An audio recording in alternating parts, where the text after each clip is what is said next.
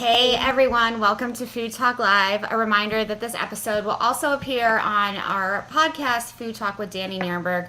So please subscribe wherever you listen to podcasts. Today I'll be chatting with Beth Dooley, a Minneapolis chef, author, and advocate for local, regenerative, and sustainable foods. She often appears on the local news. She writes for the Minneapolis Star Tribune, and she co-authored the Sioux Chef's Indigenous Cookbook, the Indigenous Kitchen with Sean Sherman, which won the James Beard Award for Best American Cookbook. And she's also the author of Sweet Nature, A Cook's Guide to Using Honey and Maple Syrup. She currently serves as an endowed chair at the University of Minnesota. Her next project is the Perennial Kitchen Cookbook, a field guide to creating a sustainable kitchen, which I can't wait for. And she is an expert on artisanal grains and is part of the Artisan Grain Collective, which is a group of food system advocates working across the upper Midwest to create a diverse regional grain shed built on regenerative agriculture practices. Beth, before we start, I just want to make sure that you and your family are hunkered down and safe and healthy. Oh, aren't you nice to ask? Thank you so much. Yes, we are. Everybody's Glad. fine. Thank you. Good, good, good.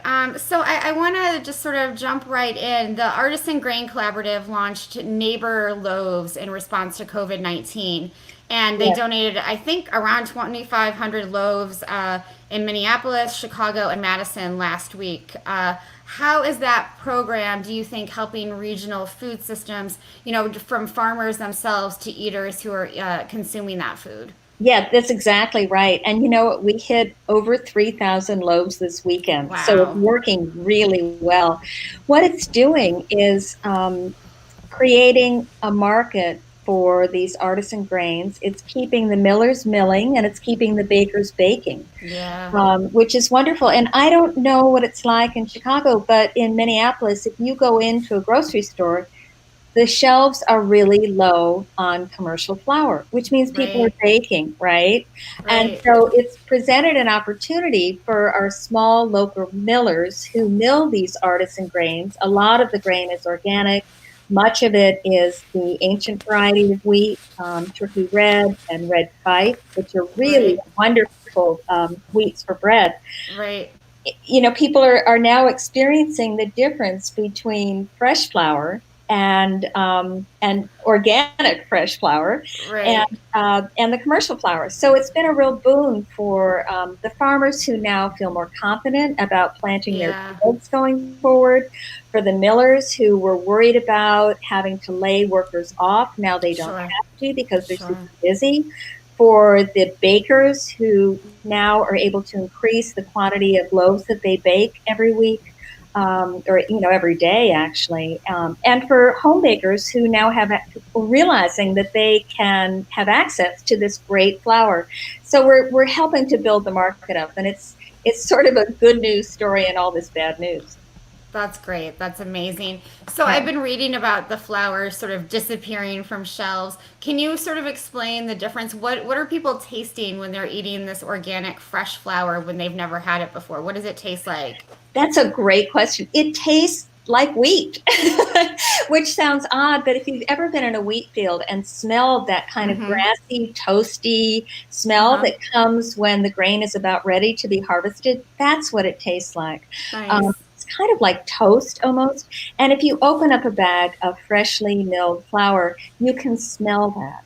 It has a smell. It has a different feel. The flour is I want to say it's got more texture. Mm-hmm. It's really different. And if you see it side by side with commercial bromated white flour, it's quite different. Well, can you explain how the growing practices and the milling practices are different? Yeah, the organic and the regenerative farmers that are introducing more artisan grains onto their land are doing so in rotation.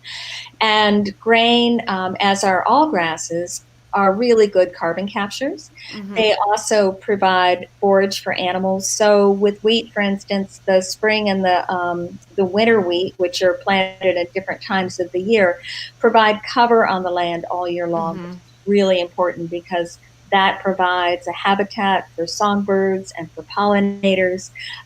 It helps retain water, keeps it from running into the Mississippi.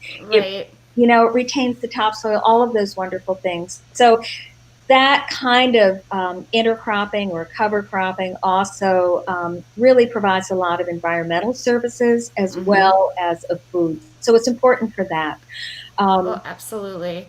And yeah. so, there's more of an interest in this grain than ever, and that's awesome through the collaborative. What do you hope happens post emergency, post COVID-19, 3, 6, 18 months from now, when we're out of this? What do you want from local, state, and the federal government to sort of recognize about these regenerative practices? That's such a great question. I would love to see our farm policies really support this kind of work so that the services that these grains and these farmers are providing for all of us are recognized, and that these farmers are given the same kind of entitlements that corn and soy farmers are given to mitigate risk. Um, these farmers don't have access to the commodity price supports or to Right. crop loss insurance that the corn and soy farmers do.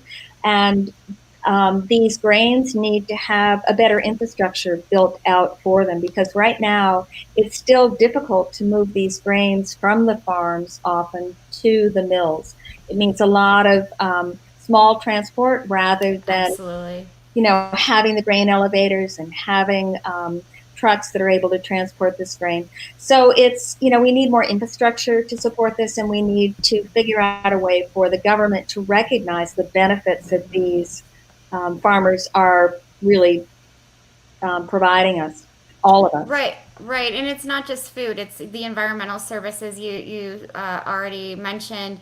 It's supporting local economies. It's a more nutritious product than Absolutely. what most consumers were eating before. Can you talk about this? I was talking to former U.S. Secretary of Agriculture Dan Glickman this morning, and he was talking about really the need, and so many other people say this too, for making sure nutrition is part Yes, of food again. And I exactly. think we've forgotten that that's not always a consideration when we're talking about especially processed bread products. That's So exactly right. just talk a little bit about why it's more nutritious than other breads. Well, first of all, these grains, even when they are, there's another process beyond the grindstone mill, which is called unifying milling, which makes for a very light, fluffy, looks like a white flour, but it has all the nutrients that a whole wheat Nice. flour would have in it. So you're getting all of the nutrients in the whole wheat, including the fiber. So let's start with fiber. We need more fiber in our diets. And this flour has more fiber. It has more of the B vitamins that whole grains have.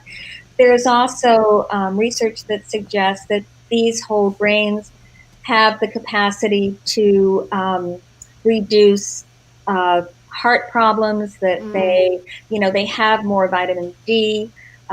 Because they're grown without chemicals, we don't know the extent to which glyphosate enter when commercial wheat is sprayed with glyphosate. We don't really know how much of that is absorbed by the grain, and then how much of that gets into our system. So yes, these grains are far more nutritious, whether they're milled into flour or whether they're cooked like a whole grain, because we're talking, we were just talking about flour, which is milled from wheat, but there are oats and there's barley. There's a lot of research going into the grain called hulless barley, which is wonderful. It's a variety of barley that grows without the hull on it. Oh, wow. So yeah, so it's easier for the farmer to work with because it doesn't need to be threshed the way whole barley does. Pearl barley is not a whole grain. It's not nearly as nutritious as either hulled or hulless barley. And so the hulless barley doesn't need to be processed. It can pretty much go from the field, to be cleaned and then sold. Got it. So it gets to from the field to our pots far more quickly, and yet it has all of the benefits of a whole grain. And barley is a wonderful, wonderful grain. Yeah, absolutely. So delicious. And I think people think of it, you know how a lot of people in sub-Saharan Africa think of millets and sorghums as poor Yes. people food, but they're actually quite delicious if they're cooked well. And it's the same with barley. That's exactly right. And I'd love to see more people gravitate towards barley and away from quinoa, for instance, which, Mm-hmm. really, it's hard to grow quinoa in our regions. And oats are another wonderful grain. And we're seeing more oats return to the land. And for people that struggle with gluten, oats are a really wonderful alternative. They're also, I've worked with oat flour, and it's a wonderful flour, and it cooks really, it cooks nicely as you can use it in cakes and in cookies. It makes a wonderful Mm-hmm. biscuit. So that's a nice alternative as well. And whole oat groats, which are a whole grain oat, can be made like a risotto or even like a Oh, rice. nice. Yeah, yeah. It's amazing. You mentioned this need for infrastructure before, sort of post-COVID crisis. Hmm. But I think, and I want to know if you agree, there's also a need for more research into these Yes, grains, right? And yes. there's the great bread lab out in Washington State, but we need Yep. other kinds of research to really help farmers do this better, don't we? We do, and the Artisan Grain Collaborative is doing that. We're working with the University of Illinois on grain research to look at the different types of grains that do really, different varieties. I mean, there are different varieties of barley, different varieties of oats that are especially adaptive to our grain growing regions. The same thing with the University of Minnesota, which has a very vigorous oat research division in their School of Agronomy, and they're doing a Mm-hmm. lot of research into cold hardy oats. In addition, the University of Minnesota's Forever Green initiative is working with the Land Institute down in Salina, Kansas, on a grain called Kernza, which Mm-hmm. is a perennialized wheat. So it behaves like a wheat kernel, but because it's a perennial, I mean, all wheat is a grass, but this is a crop that will return every year as a perennial. So it doesn't need to be ripped up and replanted each year. And that's pretty exciting too. In fact, the Land Institute is just launching a website in the next couple of weeks, and people will be able to buy kernels of flour off that website. So we're excited about that. Amazing. I'm Yeah, glad you gave a shout out to the Land Institute. They're one of our favorites and doing amazing work. And I they think are. the website is just landinstitute.org for folks who are interested. So we've been talking about the Artisan Grain Collaborative and how it brings together all these different people, from bakers and chefs and millers and farmers and, hopefully more scientists that are already working on grains. Where do you see your role in the collaborative? You're a writer, you're a chef. Is it really just getting the word out there that these grains are delicious? What else are you doing? Yeah, thank you for asking that. I toggle between all these different parts of the Artisan Grain Collaborative. I love working with the researchers and finding what they're doing, and then talking to the farmers and finding out how that plays out on the land, and then Mm-hmm. understanding what happens when you go into a mill, and then really understanding for cooks like me how to work with those grains, Mm-hmm. how to bring them into the kitchen, and also as a voter, how to advocate for more policies that That's great. support this kind of work. Because I think, all of us are voters, right? And if we understand our role, in my mind, I'm really just a cook. My role is to understand how to work with these foods, how to Mm-hmm. enjoy them, and then how to help share the news that these are really important and they have a really valuable role, not only in our kitchen, but in our lives in general. That's a fantastic point. And I mean, I think it's also, obviously we have a national election this year, but there are lots of Right. local and state elections. There are board school elections. Getting involved as much as you can if you care about food, if that's your issue, if that's what you're passionate about, you can make a difference at almost any level. That's right. That's exactly right. And I think for people that are already familiar with the concept of local food, of knowing your farmer and Mm-hmm. knowing your farmer's market, or liking to shop at the co-op and understanding what which local farms your food is coming from, which is great. In my mind, this artisan grain movement is just an extension of the local food movement, because it's expanding the reach and the concept and the values embedded in local food to the larger food system itself. Because we can grow a ton of food really well when we grow food this way. Well, I'm going to read a quote that you wrote back to you, and you say the sum of our daily choices will ultimately impact our collective future. And I mean, I think we're seeing that now. You know, Yes, the food choices we make have a huge impact on our health. They have a huge impact on the environment, and they can have a huge impact on what policymakers decide to do over the next year in response to COVID-19 and climate change and everything else that's happening in the world. absolutely, absolutely.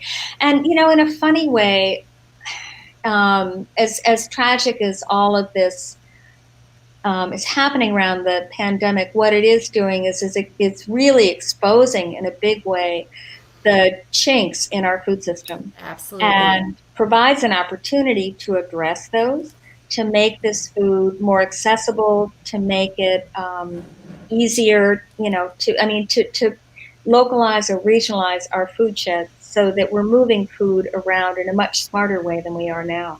Yeah, and absolutely more efficiently. I think, Mhm. there's been this, argument for a long time that our food system is set up this way because it's more efficient, but that's not necessarily the case. So No, it's it's a not. great point. Exactly right. Exactly right. Yeah. So you wrote an article in the Star Tribune recently about maintaining our health and energy as we practice physical distancing. What do you recommend for folks who are at home right now about how to keep their energy up, keep their spirits up? It's been a hard. I mean, the longer this goes on, the harder it gets for all of us. And I think you have some good recommendations. Yeah, you're really nice to ask. I'm really impressed with our local food makers. So whenever I'm in the grocery store, I try and shop for the local sauces Mm-hmm. and the artisan grains, and the artisan flours, and things like that. And I think the more cooking we do, the better we feel anyway. Michael Pollan would say you can make as many potato chips, you can eat as many potato chips as you can make. Well, potato chips are really hard to make, right? And Great. it's much easier to make something delicious from scratch. And I know that the more we cook, the healthier we'll feel, the better we'll feel.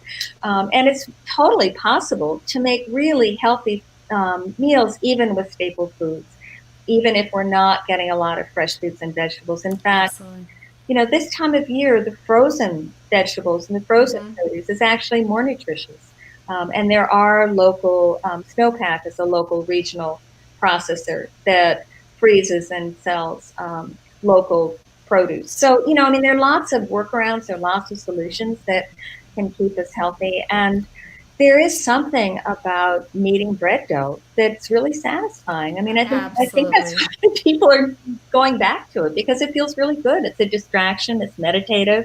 You're creating something delicious and beautiful, and it's really satisfying. So I think now Yeah. that we have the time to do that, that's why people are doing Absolutely. And you're very lucky. I mean, Minneapolis is such a great food city and it. Yeah. a city that really respects farmers and respects eaters, I think, in different ways. So that's all very good advice. You've been inspiring throughout this, but I want to ask you as our final question, who is inspiring you the most right now? Is it an individual or an organization that's, keeping you going? That's a great question. Yes. There is an organization called the Good Acre. It's a food hub in St. Paul. It's right on the border of St. Paul and Minneapolis. It's almost right next to the University of Minnesota Mm-hmm. trial fields. And it is its mission, it's a nonprofit, and its mission has always been to provide markets for start very new and immigrant farmers, mostly Hmong and Latino farmers. And it's been Nice. wonderful in helping them access institutional markets and bring their food beyond just farmers markets, which are great, but now they have access to institutions and school systems and things like that. Well, to pivot in addressing COVID, they are now really becoming a food hub for the donated supplies that are That's great. being aggregated and going out to the food shelves as Mm-hmm. well as to Central Kitchen, which is employing out of work chefs to create ready to go meals for people that Wow. don't have access to cooked food, people in nursing homes and in hospitals. Sure. So, and Oh. Yeah, and a lot of the nurses and healthcare workers that don't have time to cook are at the hospital. So it's really been a wonderful sort of collective of people engaged in good food. That's incredible. I'll have to check Yeah, them out. yeah. I want to thank you, but before we go, I want to make sure everyone knows how to get in touch with you. They can go to BethDooley'sKitchen.com. Again, that's BethDooley'sKitchen.com. Or they can find out more information about the Artisan Grain Collaborative at graincollaborative.com. That's Um, right. thank, thank you so much, Beth, and thanks to all of our viewers and our listeners. Again, this episode will also be on our podcast. And please join me back here tomorrow at 1 p.m. Eastern when I'll be interviewing Christina Fairzy from Ocean Spray, and then again at 5 p.m. Eastern Standard Time when I'll be talking to Britt Lundgren from Stonyfield Organic. Beth, please stay well, and thanks to you all again. Thank you. This was lovely. Thank you, Danny. Thank you.